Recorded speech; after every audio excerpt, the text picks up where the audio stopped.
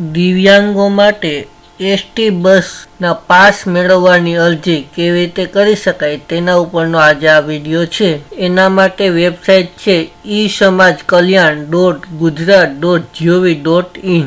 તેમાં લોગિન થયા બાદનું આ હોમ પેજ છે।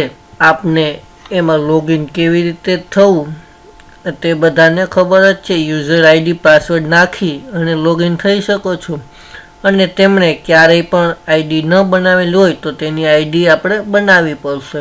ત્યારબાદ સૌથી નીચે આમાં દિવ્યાંગ વ્યક્તિ માટે બસ પાસ યોજના ઉપર આપણે ક્લિક કરવાનું રહેશે। તેના ઉપર ક્લિક કરશો એટલે શું શું વસ્તુ જોશે, ક્યાં ક્યાં માપદંડ છે તે બધી માહિતી અહીંયા લખેલ છે। હું અત્યારે આપને કહેતો નથી પણ ત્યાં જઈને વાંચી શકશો।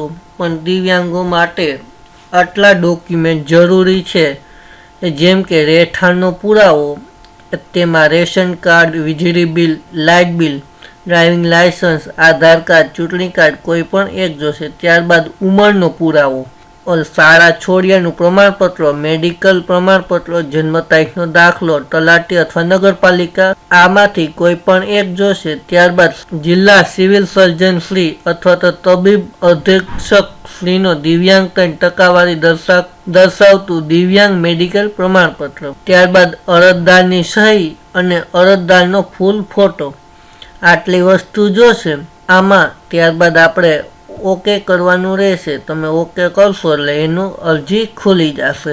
હવે કેવી રીતે અરજી કરવી તેની આપણે વિગત જોઈએ। અહીંયા તમે પહેલી વખત અરજી કરતા હશે તો ન્યૂ એન્ટ્રી આવી જશે। અહીંયા મેં એક વખત કરેલી હતી તેથી આપણે પાછો સુધારો કરીએ છીએ, તો સુધારા માટે અહીંયા ટિક કરવાનું રહેશે। ત્યારબાદ અરજદારનું પૂરું નામ લખવાનું રહેશે, તેના પિતાનું નામ। ત્યારબાદ નીચે ગુજરાતીમાં એ જ વસ્તુ લખવાની થશે। ત્યારબાદ અરજદારની જન્મ તારીખ લખવાની થશે। ઉંમર, અરજદારની કેટેગરી, પેટા જાતિ, પછી તેની સ્ત્રી છે કે પુરુષ, તેના મોબાઈલ નંબર, ઈમેલ એડ્રેસ ફરજિયાત નથી અને તેનો ફોટો અહીંયા અપલોડ કરવાનો થશે। પાસપોર્ટ સાઇઝનો ફોટો હશે તો પણ ચાલશે। ત્યારબાદ પત્ર વ્યવહાર માટે સરનામું, રાજ્યનું નામ, જિલ્લો, તાલુકો, ગામ અને સરનામું। ત્યારબાદ પિનકોડ નંબર નાખીને આગળ અરજદારનું કાયમી સરનામું ઉપર મુજબ ટિક કરી દેશો તો પણ થઈ જશે। ત્યારબાદ તેને દિવ્યાંગતાનો પ્રકાર તેના મેડિકલ સર્ટી ઉપરથી આપણે લખવાનું રહેશે અને તેની ટકાવારી કેટલી છે તે આપણે એના મેડિકલ સર્ટીમાં જોઈ અને લખવાનું રહેશે। ત્યારબાદ સેવ એન્ડ નેક્સ્ટમાં આપવાનું રહેશે। સેવ એન્ડ નેક્સ્ટમાં આપશો ત્યારબાદ અરજદારને કેટલો અભ્યાસ કરેલ છે તેની વિગત આપણે એન્ટર કરવાની થશે। જેટલો અભ્યાસ કરેલ હોય ત્યારબાદ અત્યારે શું કરે છે અરજદાર તેની વિગત લખવાની રહેશે।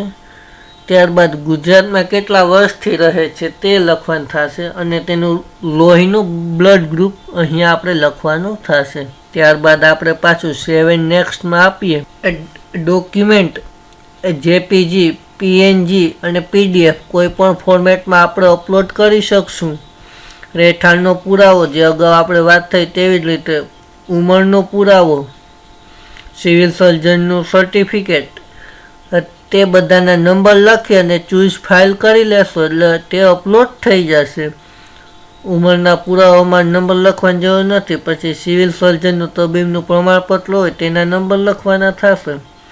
યુઆઈડી કાર્ડ, અરજદારની સહી અને અરજદારનો ફૂલ ફોટો ફરજિયાત નથી, હોય તો ચાલે, ન હોય તો પણ ચાલશે। ત્યારબાદ સેવ એન્ડ નેક્સ્ટમાં આપવાનું રહેશે।